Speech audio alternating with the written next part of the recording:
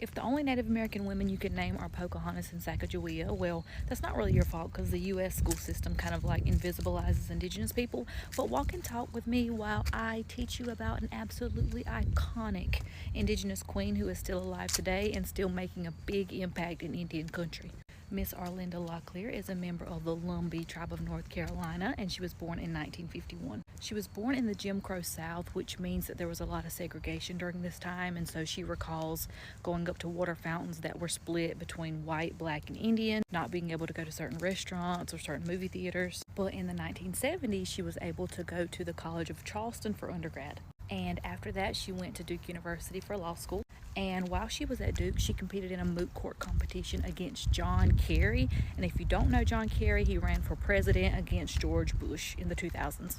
While she was in law school, she made friends with another Native American attorney named Julian Pierce. He was in school at NC Central, which is in the same town as Duke, and he was using Duke's law library to study. They did what many other natives do whenever we spot another native outside of our community. They stopped, looked at each other, and was basically like, "You're a Lumbee, ain't you?"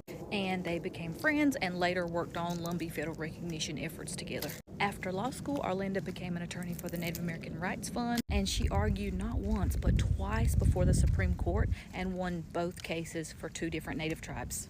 She is a highly celebrated and honored attorney, and she's won too many awards for me to name. And last week at the Senate hearing for the Lumbee Fairness Act, she absolutely dazzled, schooled, and edified us with her eloquent and thoughtful responses about Lumbee identity and history. Join me in celebrating Miss Arlinda Locklear for her advocacy not only for Lumbee people, but for Indigenous people all over.